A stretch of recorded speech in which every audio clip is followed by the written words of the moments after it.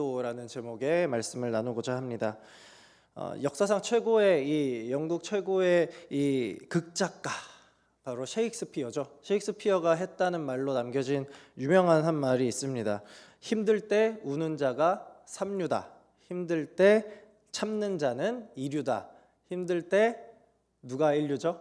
웃는 자가 인류다라는 말이 있습니다. 여러분들은 이 말을 어떻게 생각하시나요? 행복해서 웃는 게 아니라 웃어서 행복한 거다라는 말도 있지만 아무리 그래도 힘들 때 웃는 것은 정말인지 쉽지 않은 것이 사실입니다. 더군다나 안타깝게도 우리 인생 가운데 웃는 날이 더 많으면 좋으련만 웃는 날보다 우는 날이 더 많습니다. 우리 인생의 꽃길보다는 가시밭길이 훨씬 더 많습니다. 우리가 겪는 고통의 종류와 아픔들, 그리고 그 아픔의 크기와 깊이는 서로가 헤아릴 수 없을 정도로 깊고 큽니다. 이별과 또 사별, 파산, 가난, 질병, 그리고 사고나 재난, 실패 등등 그 우리가 고통받는 많은 종류의 가지들이 있고 우리가 이런 모든 것들을 헤아리기에는 우리가 참으로 부족하다라는 것을 깨닫게 됩니다. 우리가 읽은 이 시편 102편의 시인 역시 엄청난 고난을 당한 사람 중 한 사람입니다. 성경을 보시면 이 102편의 표제 제일 위에 제목에 이렇게 써 있는 것을 보실 수 있습니다. 이 고난당한 자가 마음이 상하여 그의 근심을 여호와 앞에 토로하는 기도라고 하죠. 시간상 다 설명드릴 수는 없지만 오늘 말씀의 전체적인 분위기와 또 표현 등을 볼 때 이 시편 102편을 쓴 시인은 개인적으로는 이 육체적인 또 정신적인 고통을 당하고 있고 또한 이 내용 가운데 시온의 회복이라는 단어가 있는 것을 볼 때 이 시인은 지금 이스라엘이 멸망당해서 바벨론의 포로로 끌려가 있는 아주 비참한 신세에 이 시를 쓴 것으로 보입니다. 즉 이 시인은 지금 육신적으로도 굉장히 피폐해져 있고 나라까지도 잃어버린 아주 절망적인 상황 그 자체라는 거죠. 이 어려운 상황에서 시인은 지금 무엇을 하고 있느냐? 바로 102편을 통해 기도를 하고 있습니다. 여호와 앞에 토로하는 기도라고 이렇게 되어 있죠. 그렇다는 말은 이 성경은 예나 지금이나 동일하게 고난이 닥친 성도들에게 답으로 무엇을 제시하고 있는 것인가? 기도를 제시하고 있다라고 할 수 있습니다. 쉽게 말해서 기도해라 라는 거죠. 사실 우리가 힘들면은 뭘 합니까? 기도를 합니다. 여기에 혹시 기도 안 하시는 분 있으면 손 한번 들어보시겠어요? 없잖아요. 우리 다 기도하고 있잖아요. 그런데 왜 기도를 하나요? 하나님을 믿기 때문에 기도를 하는 거죠. 하나님을 신뢰하니까 그분이 내 기도를 들으시니까 기도를 하는 겁니다. 그런데 문제는 우리가 기도를 해도 해결되지 않는 문제들이 있다라는 거예요. 아니 사실 우리가 기도하는 내용에 비해 응답되는 것 같은 기도는 별로 없는 것 같을 때가 많습니다. 그러면 우리가 이제 이렇게 생각해 볼 수 있는 것 같아요. 내 기도를 들으시는 하나님에게 문제가 없다면 그 기도를 하고 있는 나에게 그리고 또 그 기도의 내용에 문제가 있을 수 있겠다라는 생각할 수 있죠. 그래서 저는 오늘 우리와 같은 이 형편에 있는 우리보다 어쩌면 더욱더 심한 고난 속에 있는 이 시편 102편의 시인의 기도를 통해서 정말로 하나님을 신뢰하는 사람은 어떤 기도를 하는지 크게 세 가지를 살펴보려고 합니다. 이 말씀을 통해서 우리가 더욱더 하나님을 신뢰하고 그 신뢰를 바탕으로 하나님께 바른 기도를 올려드리는 우리가 되기를 소망합니다. 먼저 살펴볼 것은 하나님을 신뢰하는 자는 고난 속에서도 하나님을 찾는다는 말입니다. 하나님을 신뢰하는 자, 곧 고난 속에서도 하나님을 찾는다. 말씀드린 대로 지금 이 시편 102편의 시인은 고난 중에 있습니다. 어떠한 상황인지 3절부터 9절까지 자신의 처지를 아주 잘 설명하고 있습니다.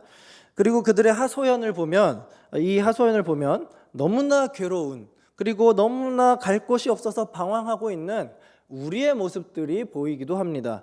한번 쭉 살펴보도록 하겠습니다. 내 날이 연기같이 소멸하며 내 뼈가 숯같이 탔음이니이다. 자, 연기는 금방 지나가 버리죠. 사라져 버립니다. 숯같이 탔다라는 말은 내 뼈가 지금 너무 고통스럽다라고 말하는 거예요. 4절 5절입니다. 내가 음식 먹기도 잊었으므로 내 마음이 풀같이 시들고 말라버렸사오며 나의 탄식 소리로 말미암아 나의 살이 뼈에 붙었나이다. 이 시인은 지금 음식을 먹기도 잊어버렸다고 할 만큼 고통스러운 상황에 있습니다. 제대로 먹지 못했다는 말이에요. 그래서 몸도 마음도 홀쭉 말라붙어서 나의 살이 뼈에 붙었다라고 표현하고 있습니다. 6절과 7절 보시면 나는 광야에 올빼미 같고 황폐한 곳에 부엉이 같게 되었사오며 내가 밤을 새우니 지붕 위에 외로운 참새 같으니이다. 올빼미와 부엉이는 언제 다닙니까? 밤에 돌아다니죠. 지금 시인이 밤중에도 잠을 못 자서 괴로워하고 있다라는 말입니다. 참새는 여럿이서 함께 다니는 특징이 있죠. 그런데 그 참새가 나인데 내가 어떤 참새냐? 외로운 참새 같다라고 말하고 있습니다. 나라도 이렇고 내 육신적으로도 너무 마음으로도 지치고 힘드니까 혼자 있고 공허한 애처로운 본인의 모습을 지금 이렇게 표현하고 있는 겁니다. 그런데 8절에 보면 자신을 더 힘들게 하는 존재들이 있습니다. 내 원수들이 종일 나를 비방하며 내게 대항하여 미칠 듯이 날뛰는 자들이 나를 가리켜 맹세하나이다. 자, 원수들이 지금 나를 너무나 힘들게 하고 있다라는 겁니다. 나를 비방하면서 내게 대항하고 있어요. 나를 가리켜 맹세한대요. 이게 무슨 표현이냐면 그냥 말을 빌리면 야, 내 말 좀 믿어봐. 내 말이 진짜야. 내가 거짓말이면 야, 내가 돼지야, 돼지. 이렇게 돼지를 두고 맹세를 하잖아요. 이런 것처럼 지금 이 시인의 이름을 가지고 뭐 자신의 맹세를 걸고 그렇게 조롱거리로 삼고 있다라는 말입니다. 그만큼 시인은 지금 이 원수들에게 있어서 어떤 존재예요? 이 조롱의 아이콘이 되어서 매우 매우 비참한 신세로 있습니다. 그래서 9절에서 자신의 이 비관적인 상황을 한마디로 이렇게 요약합니다. 나는 죄를 양식같이 먹으며 나는 눈물 섞인 물을 마셨나이다. 죄를 양식같이 먹는다. 이게 무슨 말이냐면 지금 나라 이스라엘이 불타 멸망했잖아요. 그러니까 불탔으니까 죄만 남았겠죠. 그런데 그 암담한 상황에서 지금 내 몸도 안 좋고 이 원수들은 지금 나를 그리고 내 민족들을 조롱하고 있습니다. 그래서 이 슬픔이 너무나도 크고 고통이 너무 극심해서 지금 내 심정이 어떠한가? 그 불타고 남은 죄를 먹고 눈물 섞인 물을 마실 정도로 힘들고 슬프다라는 것을 토로하고 있습니다. 지금까지 시인은 이렇게 자기의 고통을 아주 적나라하게 우리에게 다 토해내고 있습니다. 울부짖는 거예요, 한마디로. 과장하면 지금 이 세상에 이 사람보다 더 힘든 사람은 없는 것처럼 보일 정도입니다. 그런데 그 힘든 상황에서 시인은 무엇을 하느냐? 이게 중요합니다. 1절과 2절 말씀 우리 한번 함께 읽어보도록 하겠습니다. 시작. 여호와여 내 기도를 들으시고 나의 부르짖음을 주께 상달하게 하소서. 나의 괴로운 날에 주의 얼굴을 내게서 숨기지 마소서. 주의 귀를 내게 기울이사 내가 부르짖는 날에 속히 내게 응답하소서. 아멘. 시인은 지금 뭘 하고 있느냐? 기도하고 있습니다. 하나님을 찾고 있습니다. 그가 고난 가운데서 찾는 분은 바로 여호와 하나님이었다라는 사실이에요. 그냥 이게 형식적으로 우리가 아이고 주여 이렇게 입에 붙여서 하는 그러한 형식적인 말이 아닙니다. 우리가 지금 읽는 게 이 시편 102편에서 몇 절이었어요? 1절과 2절이에요. 무슨 말이에요? 가장 먼저 이 시편이 이 시인이 시를 쓰면서 가장 먼저 찾은 말, 입을 열자마자 했던 말이 하나님 도와주세요. 하나님 당신의 얼굴을 내게 비춰주세요 라고 했다라는 거예요. 하나님을 찾았다는 말이죠. 시편의 다른 이 탄식하는 시, 나의 어려움을 하나님께 호소하는 시들이 시편의 한 절반 정도가 됩니다. 굉장히 많죠. 그런데 그 탄식 시들조차도 대부분 어떻게 시작하느냐? 하나님을 찬양하는 이 구절로 시작합니다. 그런데 여기서는 어떻게 해요? 하자마자 하나님 도와주세요를 외치고 있다고요. 그만큼 지금 시편 102편의 이 시인의 상황이 간절하고 절박하다라는 것을 보여줍니다. 그런데 그때 시인이 구한 것은 바로 주님의 얼굴, 하나님의 얼굴이었다는 말이죠. 그 위기 속에서도 시인이 간절히 부르짖고 기도하면서 찾았던 것은 내 기도의 내용이 아니라 바로 내 기도를 들으시는 대상, 하나님 여호와를 찾았다는 말입니다. 여러분, 우리에게 보통 문제가 닥치면 우리는 어떻게 합니까? 우리도 하나님 앞에 가기는 가요. 기도를 한다라는 말이에요. 근데 우리는 어떤 기도를 보통 하느냐? 내 문제를 해결하기 위한 기도를 합니다. 그냥 하나님 당장 필요한 돈 얼마, 해결책, 관계 문제, 꼬여버린 우리 인생의 문제들을 하나님께 계속 요구하면서 하나님 지금 당장, 지금 속히 바로 빨리빨리 좀 해결해 주세요 라고 하나님을 마치 재촉하고 있다는 말이죠. 여러분, 이거는 하나님을 찾는 것이 아닙니다. 하나님을 어떤 콜센터, 어떠한 도움을 주는 그러한 단체로 의식하고 있는 거죠. 만약 그런 하나님을 우리가 찾고 믿고 신뢰하고 있었다면 그건 우리가 하나님을 잘못 알아도 단단히 잘못 알고 있는 겁니다. 왜냐하면 하나님은 결코 우리의 문제를 해결하기 위한 분이 아니기 때문입니다. 하나님은 우리 문제를 해결하기 위해 존재하는 신이 아닙니다. 하나님은 내가 달면 삼키고 쓰면 그냥 뱉어버리고 내 일이 없으면 그냥 잊어버리는 내 필요에 의해 존재하는 분이 절대로 아니라는 말이에요. 우리는요, 하나님을 마치 사춘기 때 부모님 대하듯이 대하는 경우가 많습니다. 평소에는 반항하면서 말은 지지리도 안 들으면서 용돈 떨어지면 어떻게 해요? 꼬리 살랑살랑 하면서 아빠, 그래서 안 하던 애교까지 하고 용돈 주세요 하죠. 여러분, 그게 자녀가 부모를 찾는 게 부모님을 원하고 보고 싶어서 찾는 게 아니잖아요. 용돈을 얻기 위해서 부모님을 마치 극단적인 표현으로 현금 인출기로 생각해서 이렇게 돈 달라는 거잖아요. 그러다가 용돈을 안 주면 어떻게 돼요? 다시 그 건방짐이 드러나요. 다시 부모님에게 되들고 더 삐뚤어지는 모습. 바로 그게 하나님 앞에서 우리의 모습은 아니냐는 말이죠.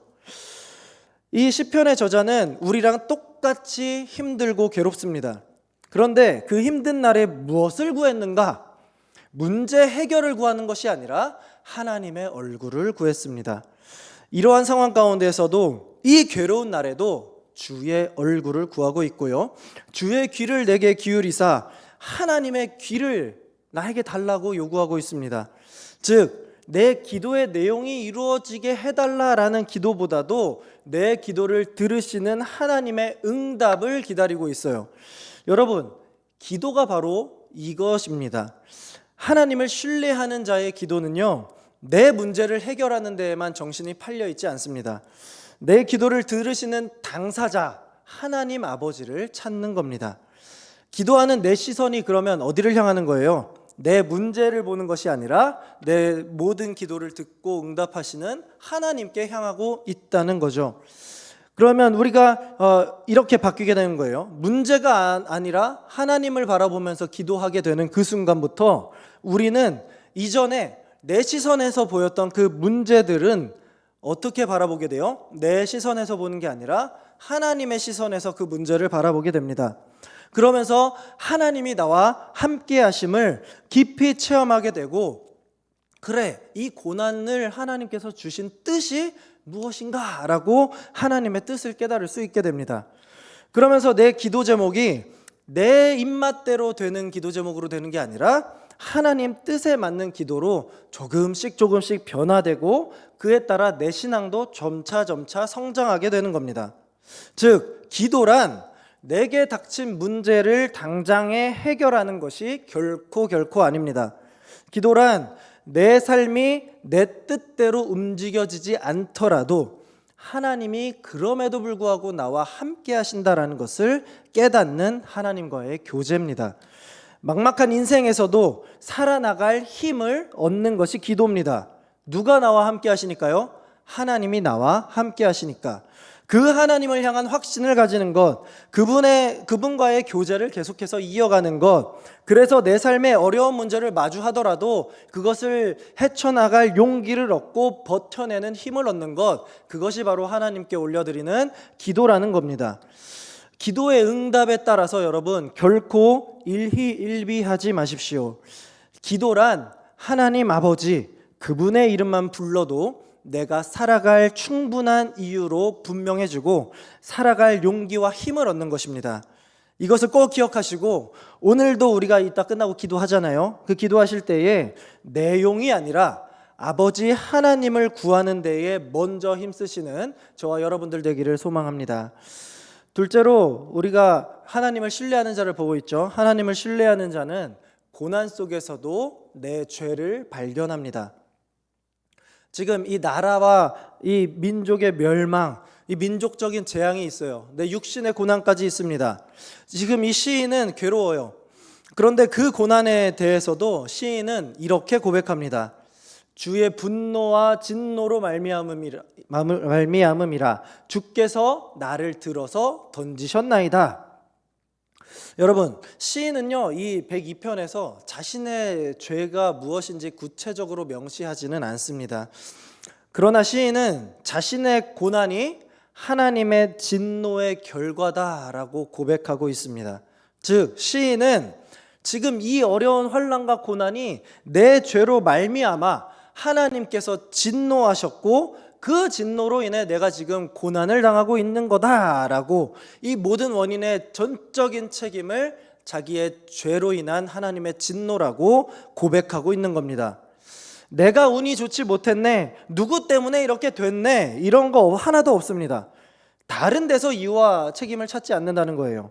선하시고 인자하시고 노하기를 더디하시는 하나님이신데 그 하나님이 진노를 하셔서 내가 고난을 당하고 있네, 그 하나님이 화났다는 건 내가 죄를 범했기 때문이 아닌가, 이렇게 생각하는 것, 내가 정말 하나님이 화나게 하실 정도로 큰 죄를 하나님 앞에 지었구나, 이 모든 상황이 결국 나 때문이라고 인정하고 회개합니다. 이처럼 하나님을 신뢰하는 자는 내 고난 속에서 자신의 죄를 발견합니다. 왜냐하면 하나님이 우리에게 주시는 고난과 역경은 모두 다 우리의 죄를 깨닫기 위해 하나님께서 내리시는 특별한 방책이 되기 때문입니다. 아모스 8장을 우리가 또 참고해서 보면요, 하나님이 이 백성들에게 기근을 내리십니다.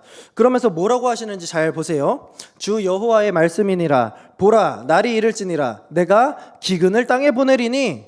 하나님께서 지금 기근을 땅에 보낸다라고 하셨습니다. 그런데 그러면서 그 이유에 대해서 어떻게 설명하십니까? 양식이 없어 주림이 아니며 물이 없어 가람이 아니요 여호와의 말씀을 듣지 못한 기갈이라. 너희가 지금 기근이 닥치니까 배가 고프고 목이 마르지? 어때? 자, 지금 너희의 영적 상태가 그래. 하나님이 지금 이 하나님의 말씀을 듣지 못해서 영적으로 굉장히 갈핍하고 궁핍해져 있는 그 이스라엘인데 자기들의 이 영적인 갈급함을 깨닫지 못하니까 그 영적 기갈을 깨달을 수 있는 상징적인 이 표현으로, 방법으로 하나님이 뭘 주신 거라고요? 기근을 주셨다라는 말이에요. 그렇다면 우리가 고난을 마주할 때 그것이 하나님께서 속히 우리 마음에 닫힌 그 문, 말씀이 들어와야 될 그 마음 문을 열라고 하나님께서 우리에게 두드리시는 노크가 바로 우리 삶의 고난이 될 수 있다는 얘기입니다. 그런데 사람들은 그거를 안 열어요. 마음 문을 안 연다는 말입니다. 여러분, 일반적인 사람들을 얘기하는 겁니다. 모든 것을 다 잃어버리고 몸도 마음도 피폐해진 상황에서 사람들은 보통 뭘 합니까? 원망하죠. 원망. 신을 원망하고 사람을 원망하고 상황을 원망합니다. 그리고 이제 두 번째로 책임을 전가하죠. 처음에만 내가 잘 못했네 이렇게 하다가 이제는 그 책임을 남에게 전가합니다. 내가 왜 이런 신세를 당해야 하나? 내가 뭘 잘못했다고 신은 나에게 이러한 시련을 주고 있나? 그래서 이제 요즘 사람들은 이 주변에 이제 영문도 모를 어려움을 갑자기 닥치게 되면 그것을 뭐라고 옆에서 말합니까? 갑자기 살아가다가 영문도 모르게 잘 살고 있는 사람인데 고난과 고통을 당하고 있어요. 그러면 그걸 지켜보는 사람들이 이렇게 말합니다. 신은 없다. 신이 자기 피조물을 괴롭게 만든다면 그게 무슨 신이냐? 이렇게 신을 비방하고 조롱하고 멸시하면서 모든 책임이 다 만약에 신이 있다면 그 신에게 있다라고 책임 전가를 합니다. 그리고 뭐 신을 안 믿는 사람들은 자신의 책임을 이 주변 사람들에게 떠넘기죠. 자기 자신은 절대로 보지 못합니다. 이것이 하나님을 알지 못하는 자들, 더 나아가 하나님을 신뢰하지 못하는 자들이 그들의 삶에서 고난을 마주했을 때 보이는 전형적인 태도입니다. 그러나 하나님을 신뢰하는 자는 그 고난 속에서 무엇을 본다고요? 자기의 죄를 보게 됩니다. 세상을 결코 원망하지 않습니다. 하나님께 비난의 화살을 돌리지 않습니다. 내가 고난당하면 그래, 내 죄로 인해 하나님이 분노하고 진노하셨구나. 내가 하나님을 노하게 만들어서 내 죄 때문에 하나님이 나를 들어 던지셨구나. 교회가 핍박을 받으면 우리는 그럼 어떻게 생각해야 되겠어요? 교회가 말씀대로 행하지 않았으니까 하나님이 세상을 들어 경고하시는구나. 우리 교회의 모습을 한번 돌아보고 나부터 한번 변화를 가져보자. 이렇게 생각해야 되는 것이 옳은 것 아니겠습니까? 내가 그리고 우리가 처한 고난의 원인을 하나님에게로 돌리지 않고 그 안에서 내 죄를 발견하고 인정하는 것입니다. 내가 죄인인 것을 고백하는 데서 시작하는 것이죠. 이게 바로 불신자와 신자의 극명한 차이입니다. 똑같은 고난을 당합니다. 그 상황에서 불신자들은 외부적인 요소만, 이 요인만을 찾다가 결국에 절대자에 대한 원망을 하죠.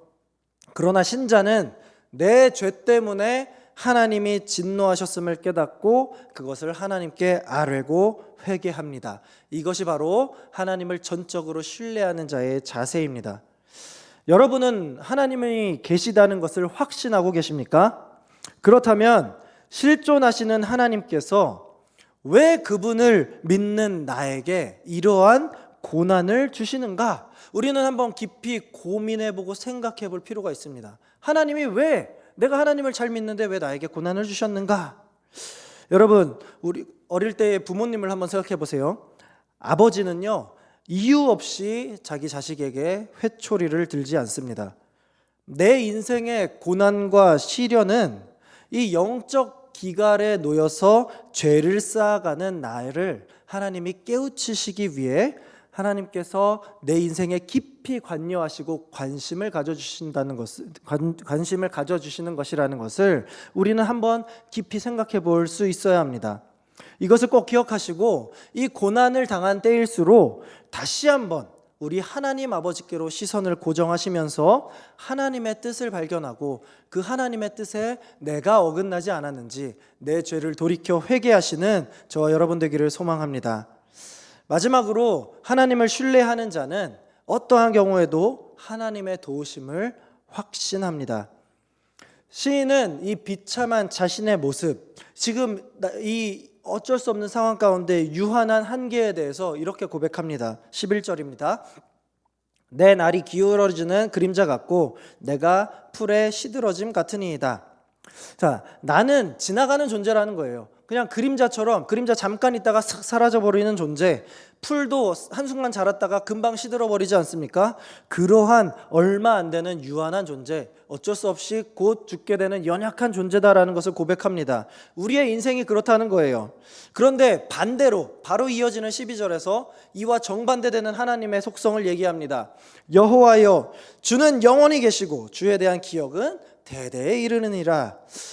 하나님, 저는 그림자처럼 금방 있다 사라지고 풀처럼 금방 있다 시드는 그런 존재이지만 하나님은 다릅니다. 하나님은 영원히 계시고 대대에 계십니다. 그래서 13절에 주께서 일어나사 시온을 긍휼히 여기시리니 지금은 그에게 은혜를 베푸실 때라 정한 기한이 다가오미니이다.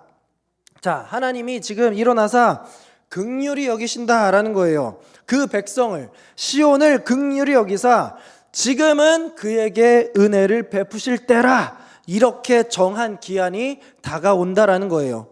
여러분, 이것이 바로 하나님을 믿는, 또 다가오실 예수 그리스도를 기다리는 우리의 소망입니다. 내가 뭔가 이 상황을 역전시킬 수 있는 뭔가가 내 안에 있다는 게 아닙니다. 누군가를 찾아가서 부탁해보면 뭐가 달라진다는 게 결코 아닙니다.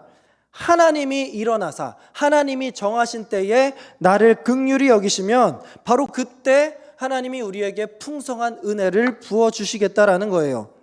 하나님이 정하신 때, 그때가 있다는 말이죠. 그때가 그리고 언제입니까? 지금 다가오고 있다라는 거예요. 전능하신 하나님, 그 영원하신 하나님이 나를 긍휼히 여기시고 은혜를 베푸시고 그리고 그 날이 속히 다가오도록 인도하고 계십니다. 그래서 내가 어떻게 반응해야 합니까? 14절에 시인이 이렇게 노래합니다. 주의 종들이 시온의 돌들을 즐거워하며 그의 티끌도 은혜를 받나이다. 자, 주의 종들이 시온의 돌들을 즐거워한다라고 말합니다. 이 시온의 돌이 뭘 말하냐면 하나님의 성전의 돌을 의미합니다. 하나님의 이 시온산에 있는 성전 돌. 자, 그런데 하나님의 이 성전을 우리가 기억해 봅시다. 지금 이 시인의 상황이 어떠한 상황이랬어요? 지금 나라가 멸망하고 바벨론의 포로로 붙잡혀 있다고 했습니다. 지금 하나님의 성전, 예루살렘에 있는 성전은 무너져 내렸습니다. 없어요. 자, 그런데 지금 뭐라고 말하는 거예요? 내가 그 멸망한 나라, 무너진 성전의 돌까지도 우리가 즐거워하겠습니다 라고 말하고 있는 거예요. 이게 무슨 의미인지 아십니까?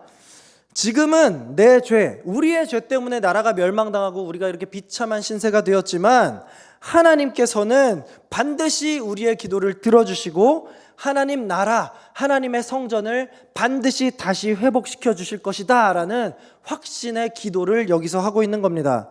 어떻게 이런 확신의 고백, 기도를 할 수 있습니까? 우리는 죄로 인해서 넘어지는, 잠깐 있다 사라지는 그림자나 그런 풀떼기, 이 성전의 티끌보다도 못한 존재이지만 우리 하나님은 영원히 대대에 계시는 우리의 구원자가 되시기 때문입니다.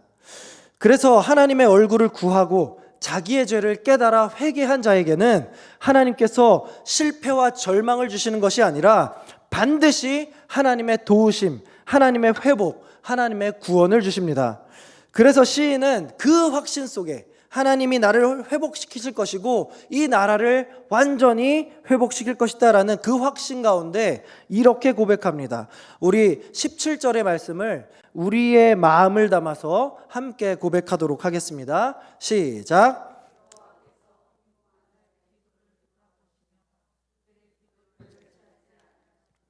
아멘. 우리 하나님은 결코 우리의 힘듦과 고난을 즐기시는 분이 아닙니다. 우리에게 좀 혼내줘야지, 어디 맛 좀 봐라 이러면서 벌을 주시는, 고난을 주시는 분이 아닙니다. 그리고 그 고난 가운데 우리를 그대로 내버려 두시는 방관자도 결코 아닙니다. 하나님이 우리에게 왜 기도라는 것을 주셨을까를 생각해 보면 답은 나옵니다. 하나님께 도우심을 구하라, 하나님을 바라보라, 이겁니다. 우리가 하나님의 얼굴을 구하며 기도할 때 하나님은 우리에게 그 얼굴을 향하여 드사 평강 주시기를 원하시는 사랑의 하나님이십니다. 사랑하는 우리의 영신의 성도 여러분, 말씀을 맺도록 하겠습니다. 처음에 제가 셰익스피어의 말을 이렇게 빌렸죠. 힘들 때 우는 자는 3류, 참는 자는 2류, 웃는 자가 1류다. 힘들 때 우는 거 누구나 할 수 있습니다. 힘들 때 참는 거 어느 정도 이제 견디는 사람은 할 수 있습니다. 하지만 힘들 때 웃는 것은 결코 아무나 할 수 없습니다. 그러나 우리 신자들은 웃을 수 있습니다. 왜냐하면 하나님은 빈궁한 자의 기도를 돌아보시며 그들의 기도를 멸시하지 아니하시는 분이시기 때문입니다. 우리가 하나님을 온전히 신뢰하며 아뢰는 기도는 결코 땅에 떨어지지 않고 하나님의 선하신 뜻 가운데 우리가 알지 못하는 크고 은밀한 일로 크게 응답하여 이루어집니다. 그렇기에 우리 신자들은 고난 중에도 웃을 수 있습니다. 그러한 점에서 이 기도라는 것은 오직 하나님을 신뢰하는 우리들에게만 주어지는 특권적인 은혜입니다.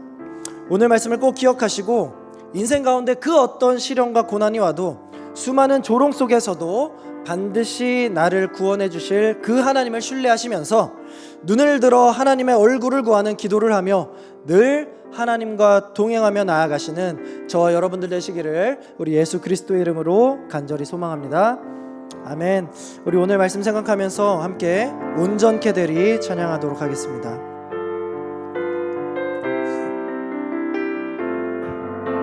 주 앞에 나와 제사를 드리네 마음 열어 내 삶을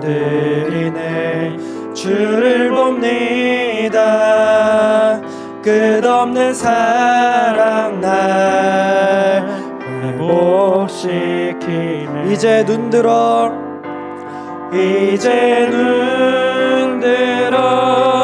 주 보내 그 능력 날 새롭게 해 주님의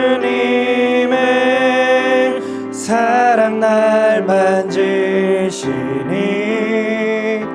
내 모든 두려움 사라지네 폭풍 속에도 주 붙들고 믿음으로 주와 건네 갈보리 언덕 넘어 그 어느 날 주 안에 온전케 돼. 우리 가사를 생각하며 처음부터 다시 찬양하겠습니다. 주 앞에 나와 제사를 드리네 마음 열어 내 삶을 드리네 주를 봅니다 끝없는 사랑 날 회복시키네 이제 눈들어 주 보내 그 능력 날 새롭게 해 주님의 사랑 날 만지시니 내 모든 두려움 사라지네 폭풍 속에도 주 붙들고 믿음으로 주와 건네 갈보리 언덕 넘어 그 어느 날 주 안에 온전케 되리. 아멘. 우리 이 시간 말씀을 생각하며 함께 기억하며 기도하며 나아가기 원합니다. 우리가 하나님께 기도할 때 우리는 지금까지 수많은 기도를 해왔습니다. 그런데 돌아보면 어떻습니까? 우리는 하나님께 당장 하나님의 뜻을 구하는 기도보다도 내가 눈앞에 놓인 어려운 문제들, 내 문제 해결을 위한 기도만을 해왔던 것을 우리는 기억하게 됩니다. 우리가 닥친 고난들, 우리가 처한 어려움들이 내 죄 때문이었다는 것은 우리가 미처 깨닫지 못한 채 왜 하나님 나에게 이런 상황을 주셨습니까? 당장 이 상황을 끝내주십시오 라고 뻔뻔하게 요구했던 것이 우리의 지난날의 모습이 아닌가 싶습니다. 이러한 때에 우리가 모든 것들 다시 한번 다 내려놓고 하나님께 기도하며 나아가기 원합니다.